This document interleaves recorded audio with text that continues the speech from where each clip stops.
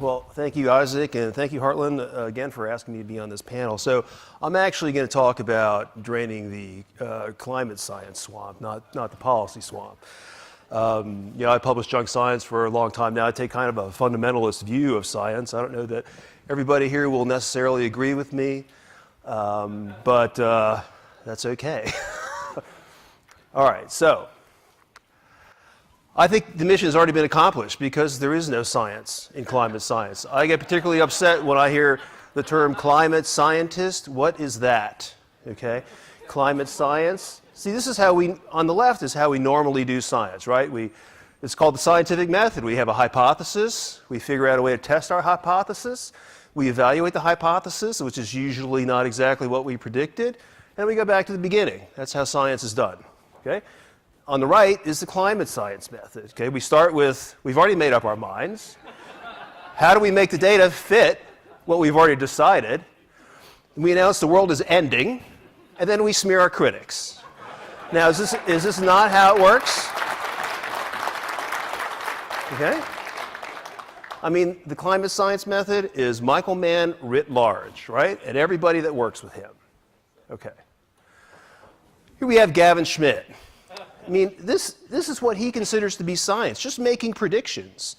Okay, I'll read that for you if you can't. What's the use of having developed a science well enough to make predictions if in the end all we're willing to do is stand around and wait for them to come true? Well, that's not how science works. We make the predictions and then we verify them and then we go back to the beginning, and it's a continual process. You know, science is not a one study, quick and dirty endeavor, but not if you're a government scientist. So there's no science going on in NOAA or NASA or EPA. There's no such thing as climate science, because this is what it is to them, right? All they do is make predictions that go out to the year 2100, and we're supposed to, change our lifestyle, reduce our standard of living, completely change our political system for this. It's crazy. Now, this has been very expensive. Here we have President Obama talking about how sea level rise is going to cost us $200 billion by the year 2100. I guess that's the biggest number he could come up with for that. But I don't expect you to, I don't know if you can read this graph. So this is how much money we were spending on climate since between 1998 and the stimulus. We were bumping along at $5 to $7 billion, and all of a sudden stimulus comes along and climate spending goes up to $40 billion. And then, during the second term of Obama, if you read the bottom line there, we're spending, on average, $21 billion per year on climate science. Well, if you add all this up, it comes to about $200 billion. So he's worried about losing $200 billion because of sea level rise by 20. We've already wasted that, and we haven't even done anything.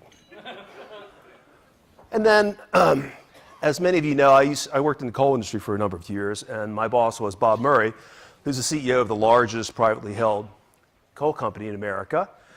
And he told Neil Cavuto last year that, the Obama war on coal destroyed 94% of the market value of U.S. coal companies. They went from, $69 billion down to less than $5 billion. And that is the Obama war on coal. A lot of people think, it's because natural gas came on and fracking and glut of natural gas. That's false, okay? It was the war on coal. Obama made the glut on natural gas worse because he would not allow it to be exported. They slow-walked all the export terminals. Even so, natural gas only became cost competitive with coal. I think coal is still a little cheaper. But you had the Obama war on coal regulations sitting on top of every utility in this country. So if they had an opportunity to switch out of coal into natural gas, they did. Okay, and this is the result. So it's more than just, the money we've wasted in federal budgetary outlays. It's also the real costs, and the coal industry has borne the brunt of that so far. So what have we learned from, the $200 billion we spent on climate so far? Well, we've learned nothing. Can anyone list an accomplishment of the climate science community? No. They've severely damaged the practice and reputation of science. No one knows what science is anymore. Okay, everyone calls them climate scientists. They're not scientists. It's not science. Even I slip into it, because what else do you call them? The environment is not cleaner, okay? We're burning slightly less coal. The environment is not cleaner. The public is not healthier. We have accomplished nothing. We've had just job losses. You know, coal mining communities, there's nothing else to do in those. If they can't mine coal, there's nothing else for them to do, okay? They can't even move out of there. Who are you going to sell your house to? Because your neighbor, he's lost his job too. No one can buy your house, okay? We had destruction of wealth, just wasted money. It's been a total loss. So how are we going to fix this, okay? Well, as I said, I'm a fundamentalist. Now, not everyone's going to agree with me on this, but that's okay. I'm open-minded. I think government needs to get out of science. I think government has perverted science. And I appreciate that. Okay, so so we have this history of junk science, which for those of you who don't know, junk science is bad science used to advance an agenda. We've had failure. You know, a lot of people like to say, well, you know, they confuse science with the accomplishment of the moonshot or the Manhattan Project. You know, we just need a Manhattan Project to fix the climate. Well, you know, the Manhattan Project and the moonshot were both, you know, very well-defined engineering projects, development of technology. You know, we had a problem and we solved it. That's engineering. That is not science, okay? So don't let anyone confuse you that because we were able to blow up, you know, 2 Japanese cities that, you know, we can somehow create, you know, unicorn farts and turn it into energy. This is not possible, okay? Government has politicized science, right? It's totally politicized science. And it's expensive and it's produced no benefits, okay? And here,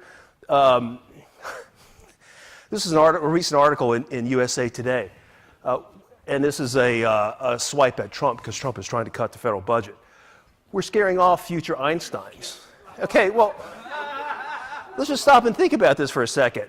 Einstein did his best work when he was a Swiss patent clerk. He did it on his own dime. He came out of his own mind. There was no government grant involved. There were no politics involved. It was just pure science. Okay, so here's some of my ideas. You know, if science is going to survive in the government, it probably will to some extent. You know, the government's got to stop funding science projects where you can't confirm the hypothesis. You know, if you're going to say, well, the temperature is going to be 4 degrees Celsius warmer in 2100, well, that's not really confirmable because no one's going to be alive to see that. It's not meaningful.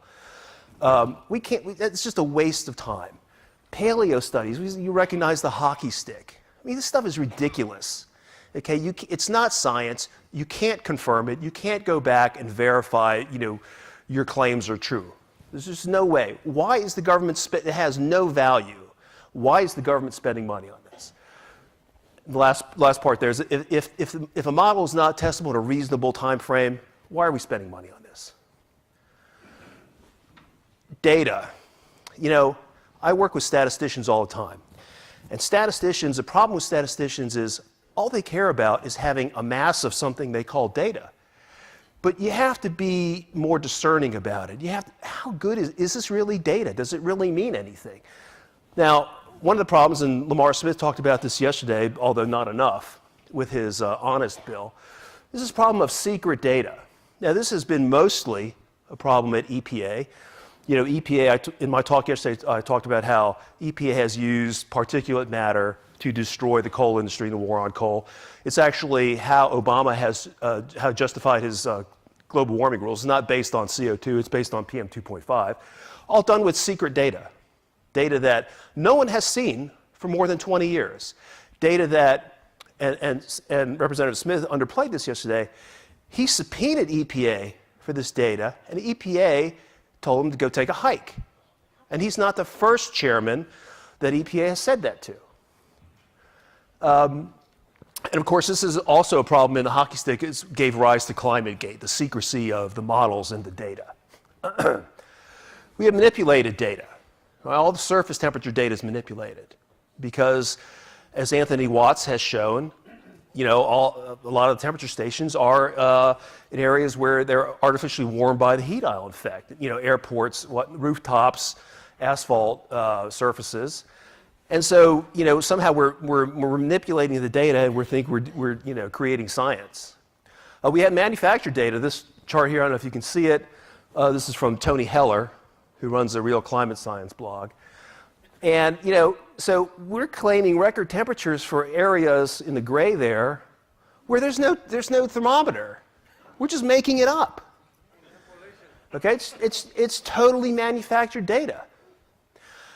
We have incomplete data that we rely on. I mean, I think all the temperature data is incomplete. I mean, the notion that, if someone sticks a thermometer and you take your body temperature, at least your body is a small, well-defined entity that you can have a meaningful result from. But average global temperature, what does that mean? Where is that? Who lives there? Nobody. And then we have the last point, precision to 1/100th of a degree centigrade. Okay?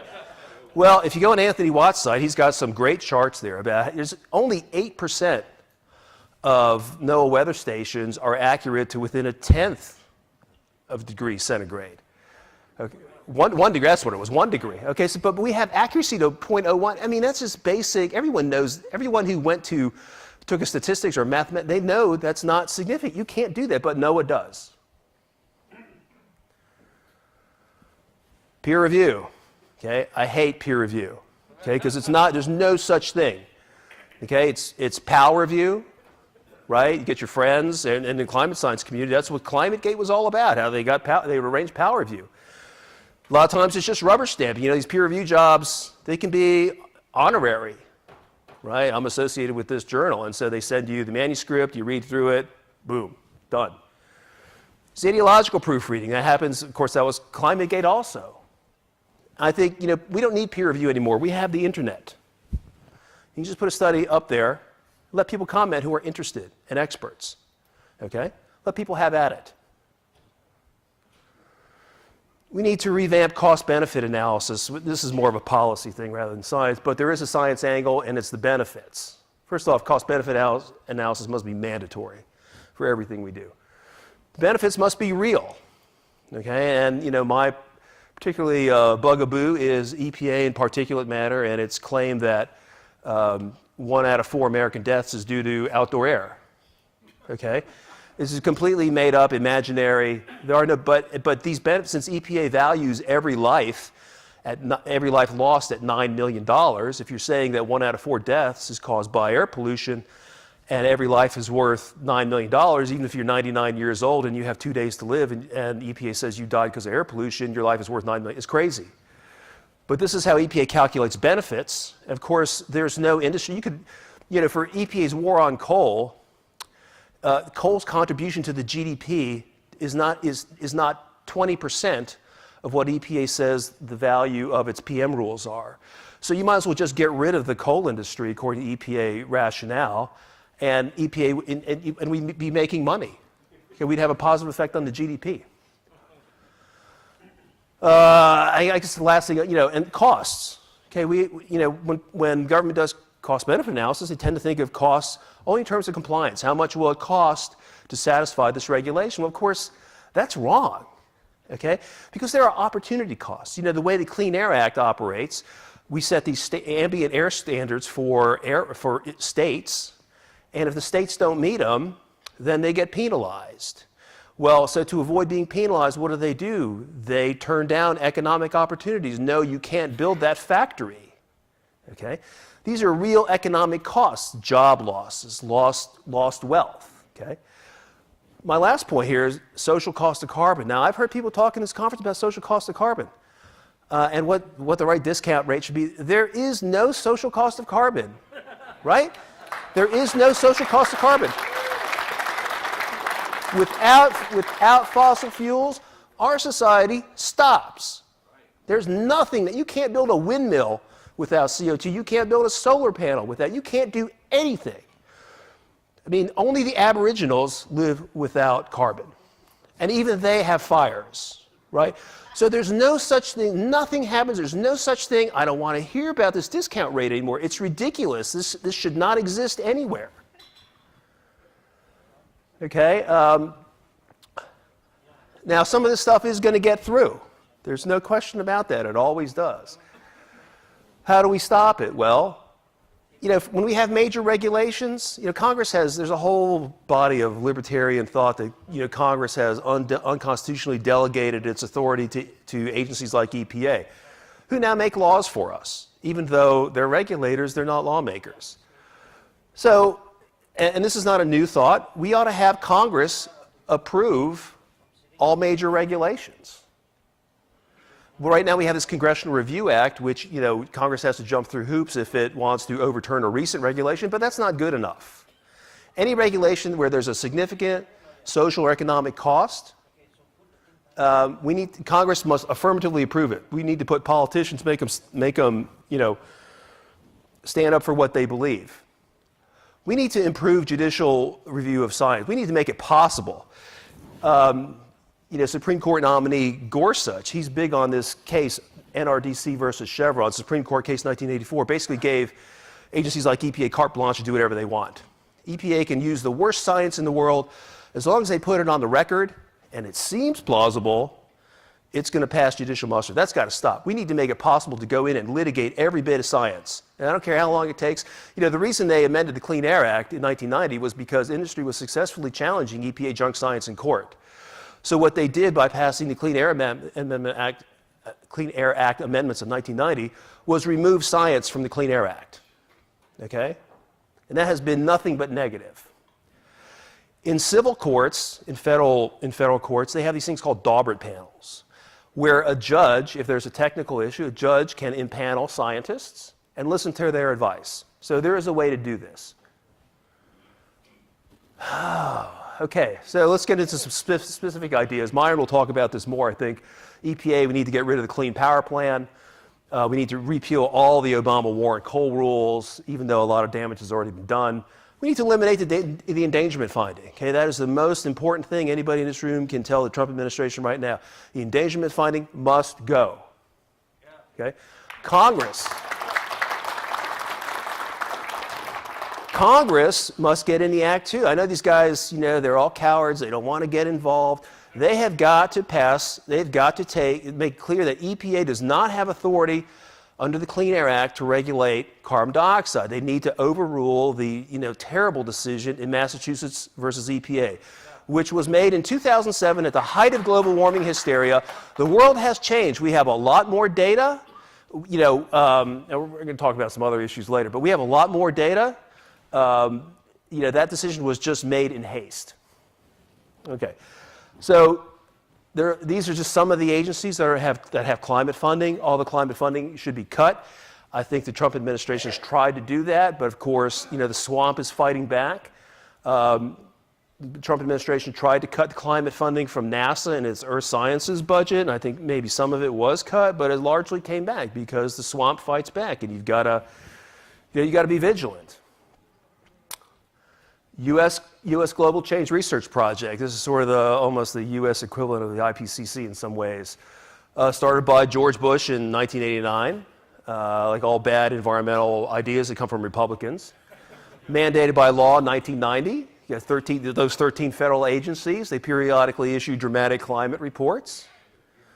There's one pending, and the Obama administration was worried that that President Trump would just get rid of the whole program, so they accelerated the draft, which is supposed to come out in 2018. So that's another thing the Trump administration has to deal with. They spend $2.8 billion a year. It's a total waste. Okay, I mean, there's no research going. The research is they do book reports, right? It's kind of like the IPCC. It's just a book report. There's no science. To call it science is ridiculous. Of course, we have to get out of the UN, right? Get out of the UN, Clean Climate Fund. We need to leave the IPCC, and we need to get out of the UN framework on climate change, the 1992 treaty. Now, the Trump administration is considering getting out of Paris, but I think other people have said during the conference, if we get out of UN FCC, we get out faster, it's complete, and we don't have to pay any money to the UN. What else we got here? Oh, yeah. This will warm Chris Horner's heart wherever he is. We need to do forensics on where all the money has gone. We spent $200 billion. We have nothing to show for it. Nothing. It's just been a waste. Now, Chris has Now, I've done some of this too. This email, looking at the emails. We need to get all the emails, if they still exist. For example, at EPA, after the election, EPA started redoing its website. Well, you can bet a lot of stuff has been lost, a lot of data. ClimateGate, I think, is just the tip of the iceberg.